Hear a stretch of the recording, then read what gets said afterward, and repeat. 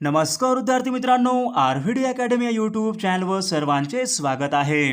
आजच्या व्हिडिओ आपण 50 प्रश्नांची जीकेची एक महत्त्वपूर्ण टेस्ट घेतलेली आहे. या टेस्टमधील सर्व प्रश्न हे खूपच महत्त्वाचे आहेत. टेस्ट सर्वांनी शेवटपर्यंत सोडवायचे आहे. व्हिडिओ आवडल्यास व्हिडिओला लाईक आणि चॅनलला सबस्क्राईब करायचं आहे, कारण तुम्हाला अशी महत्त्वपूर्ण व्हिडिओज नक्कीच बघावास मिळतील. तर व्हिडिओला सुरुवात करूया. तर या ठिकाणी प्रश्न पहिला आहे, क्षेत्रफळाच्या दृष्टीने महाराष्ट्र हे देशामधील कितव्या क्रमांकाचे राज्य आहे? क्षेत्रफळाच्या दृष्टीने महाराष्ट्र हे देशामधील कितव्या क्रमांकाचे राज्य आहे? तर या ठिकाणी ऑप्शन क्रमांक 3 तिसऱ्या क्रमांकाचे राज्य या ठिकाणी योग्य आन्सर होईल. प्रश्न क्रमांक दुसरा, भारत हा देश खालीलपैकी कोणत्या गोलार्धामध्ये आहे? भारत हा देश खालीलपैकी कोणत्या गोलार्धामध्ये आहे? तर या ठिकाणी ऑप्शन क्रमांक 3 भारत हा देश उत्तर गोलार्ध या ठिकाणी योग्य आन्सर होईल. प्रश्न क्रमांक तिसरा, भारताच्या मध्यामधून खालीलपैकी कोणते वृत्त हे गेलेले आहे? भारताच्या मध्यामधून खालीलपैकी कोणते वृत्त हे गेलेले आहे? तर या ठिकाणी ऑप्शन क्रमांक 3 भारताच्या मध्यामधून ऑप्शन क्रमांक 3 कर्कवृत्त या ठिकाणी योग्य आन्सर होईल. प्रश्न क्रमांक चौथा, जगाच्या एकूण क्षेत्रापैकी भारताने खालीलपैकी किती टक्के क्षेत्र हे व्यापलेले आहे? जगाच्या एकूण क्षेत्रापैकी भारताने खालीलपैकी किती टक्के क्षेत्र हे व्यापलेले आहे? तर या ठिकाणी ऑप्शन क्रमांक 3 2.42% या ठिकाणी योग्य आन्सर होईल. प्रश्न क्रमांक 5, भारताच्या अति दक्षिणेकडचा भाग म्हणजे इंदिरा पॉइंट हा खालीलपैकी कोणत्या राज्यामध्ये आहे? भारताचा अति दक्षिणेकडचा इंदिरा पॉइंट हे ठिकाण खालीलपैकी कोणत्या राज्यामध्ये आहे? तर या ठिकाणी ऑप्शन क्रमांक 2 अंदमान निकोबार या ठिकाणी योग्य आन्सर होईल. प्रश्न क्रमांक 6, भारतामध्ये क्षेत्रफळाच्या दृष्टीने सर्वात मोठे राज्य खालीलपैकी कोणते राज्य आहे? भारतामध्ये क्षेत्रफळाच्या दृष्टीने भारतामधील सर्वात मोठे राज्य खालीलपैकी कोणते राज्य आहे? तर या ठिकाणी ऑप्शन क्रमांक 3 राजस्थान राज्य या ठिकाणी योग्य आन्सर होईल. प्रश्न क्रमांक 7, लक्षद्वीप बेटे खालीलपैकी कोणत्या समुद्रामध्ये आहेत? लक्षद्वीप बेटे हे खालीलपैकी कोणत्या समुद्रामध्ये आहेत? तर या ठिकाणी ऑप्शन क्रमांक 1 अरबी समुद्र या ठिकाणी योग्य आन्सर होईल. प्रश्न क्रमांक 8, लोकसंख्येच्या दृष्टीने महाराष्ट्राचा भारतामध्ये खालीलपैकी कितवा क्रमांक लागतो? लोकसंख्येच्या दृष्टीने महाराष्ट्राचा भारतामध्ये खालीलपैकी कितवा क्रमांक लागतो? या ठिकाणी ऑप्शन क्रमांक 2 दुसरा क्रमांक लागतो या ठिकाणी योग्य आन्सर होईल. प्रश्न क्रमांक 9, सर्वात कमी साक्षरता असलेले राज्य भारतामधील खालीलपैकी कोणते राज्य आहे? सर्वात कमी साक्षरता असलेले राज्य खालीलपैकी कोणते राज्य आहे? तर या ठिकाणी ऑप्शन क्रमांक 3 बिहार राज्य या ठिकाणी योग्य आन्सर होईल. प्रश्न क्रमांक 10, भारतीय नौदल दिन हा खालीलपैकी कोणत्या तारखेला असतो? भारतीय नौदल दिन हा खालीलपैकी कोणत्या तारखेला असतो? तर या ठिकाणी ऑप्शन क्रमांक 3 4 डिसेंबर या ठिकाणी योग्य आन्सर होईल. प्रश्न क्रमांक 11, भारतीय राष्ट्रध्वजामधील पांढरा रंग हे खालीलपैकी कशाचे प्रतीक आहे? भारतीय राष्ट्रध्वजामधील पांढरा रंग हे खालीलपैकी कशाचे प्रतीक आहे? तर या ठिकाणी ऑप्शन क्रमांक 2 सत्य व शांती या ठिकाणी योग्य आन्सर होईल. प्रश्न क्रमांक 12, कानपूर हे शहर खालीलपैकी कोणत्या नदीच्या काठावर वसलेले शहर आहे? कानपूर हे शहर खालीलपैकी कोणत्या नदीच्या काठावर वसलेले शहर आहे?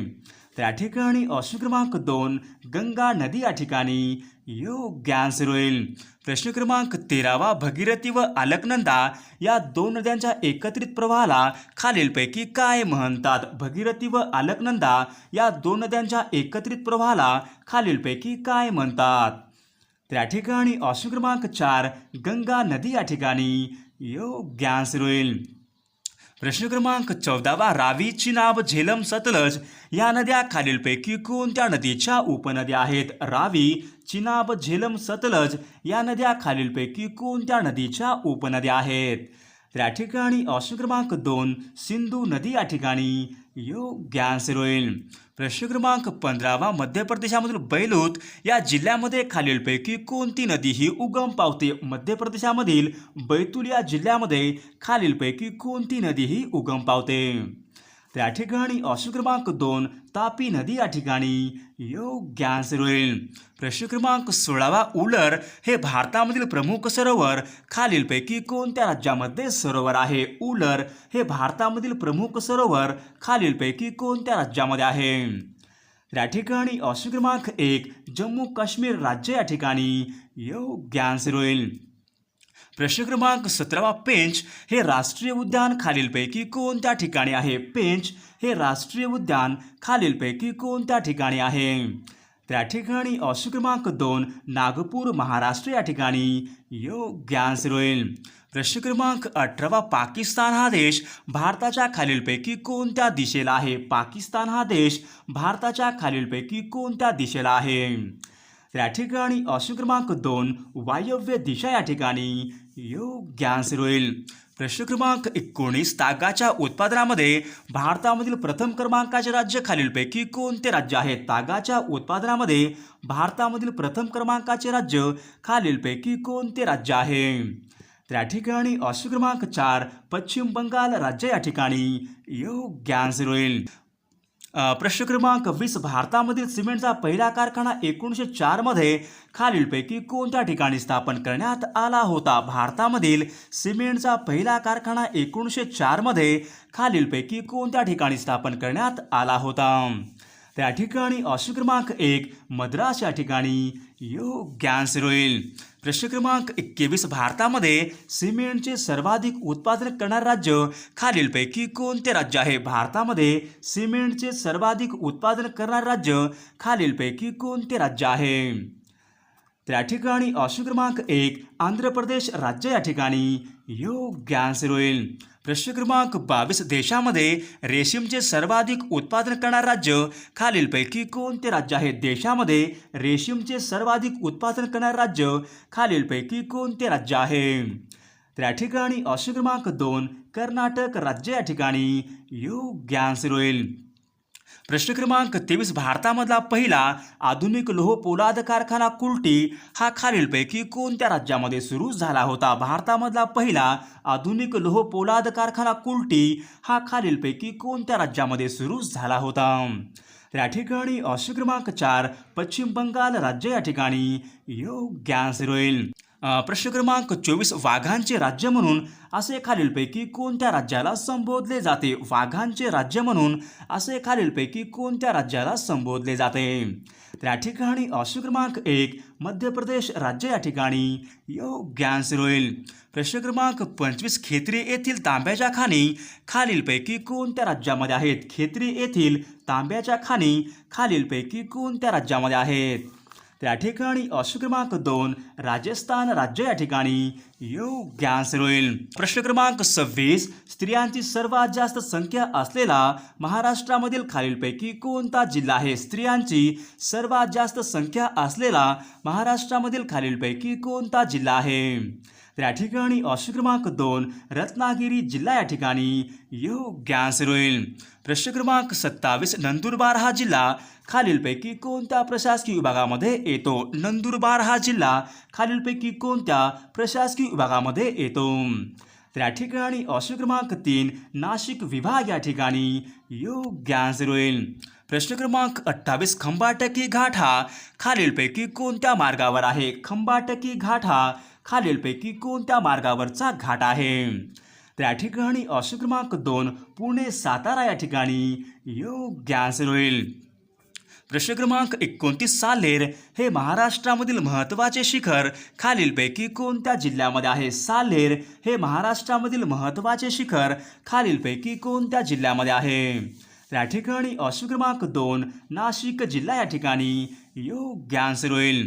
प्रश्न क्रमांक 30 कृष्णा नदीची महाराष्ट्रामधील एकूण लांबी खालीलपैकी किती किलोमीटर आहे? कृष्णा या नदीची महाराष्ट्रामधील एकूण लांबी खालीलपैकी किती किलोमीटर लांबी आहे?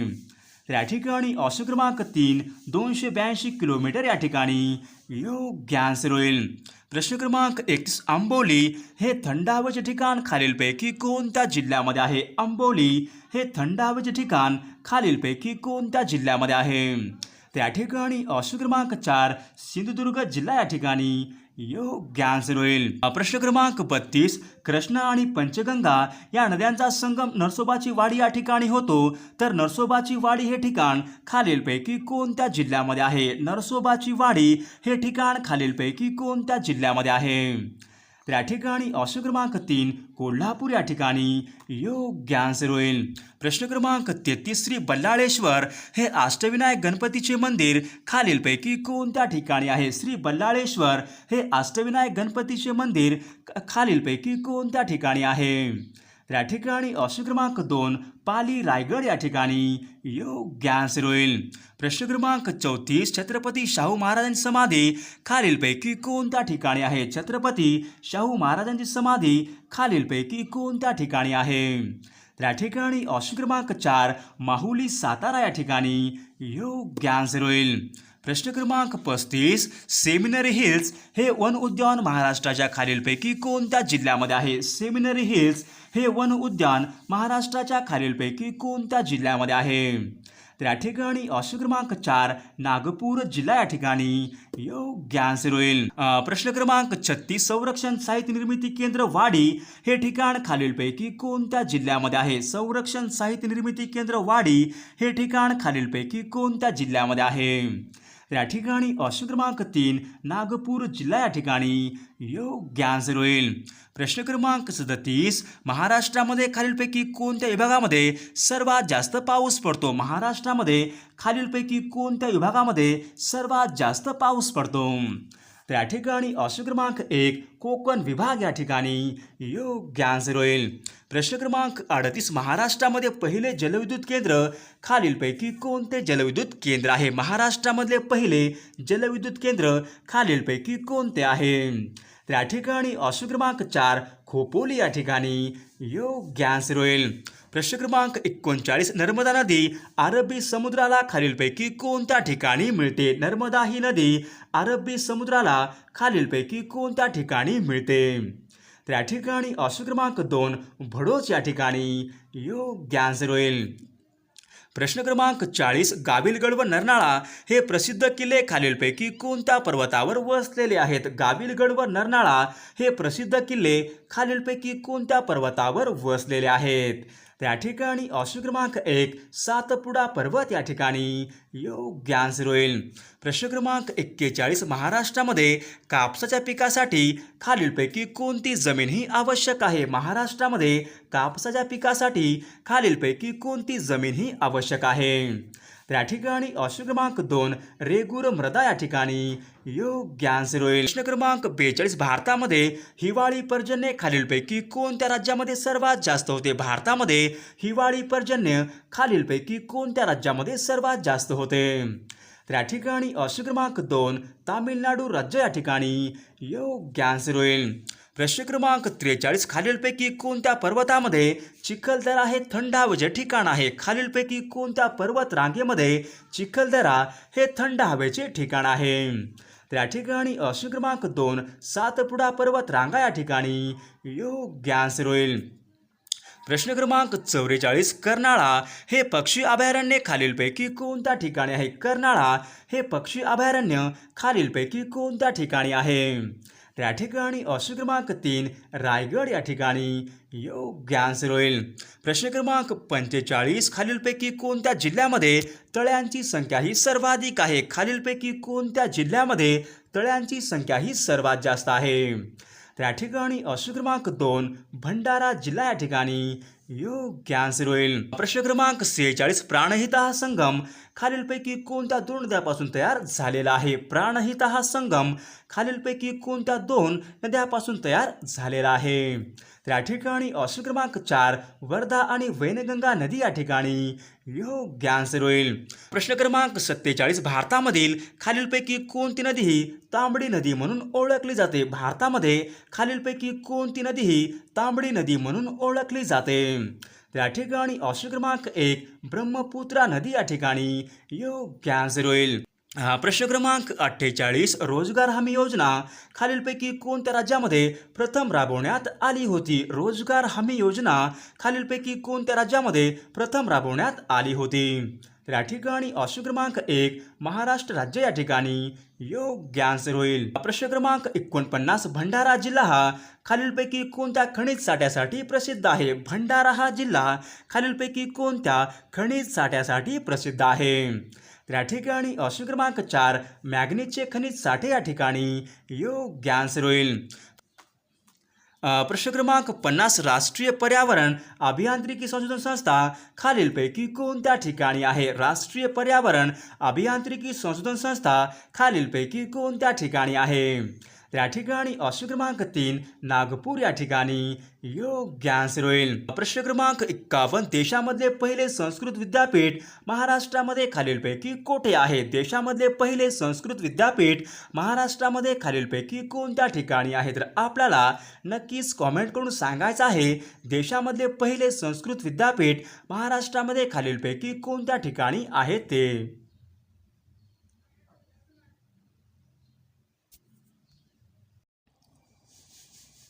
मित्रांनो, जर तुम्ही पोलीस भरती, सरळ सेवा भरती, तलाठी भरती, आरोग्य सेवक भरती यांची तयारी करत असाल तर अन अकॅडमीवर खूपच महत्त्वाच्या बॅच लॉन्च झालेल्या आहेत. तर तुम्ही बघू शकता या ठिकाणी मिशन खाकी ही बॅच आहे. पोलीस भरतीसाठी अतिशय महत्त्वाची ही बॅच आहे. तर ही बॅच 4 ऑगस्टपासून सुरू होणारी बॅच आहे. खूपच महत्त्वाची बॅच आहे. तर तुम्ही या ठिकाणी बघू शकता जर आपण 6 महिन्याचे सबस्क्रिप्शन घेतले तर आपल्याला 2 महिन्याचे सबस्क्रिप्शन अगदी मोफत मिळणार आहे. तर या ठिकाणी तुम्ही बघू शकता कॉम्बो सबस्क्रिप्शन ऑफर. आपण जर 1+ सबस्क्रिप्शन घेतले तर आपल्याला MPSC आणि महाराष्ट्र भरती या दोन्ही कॅटेगरी सर्व कंटेंट आपल्याला अमर्यादित मिळणार आहे. तर सर्वांनी या संधीचा लाभ घ्यायचा आहे.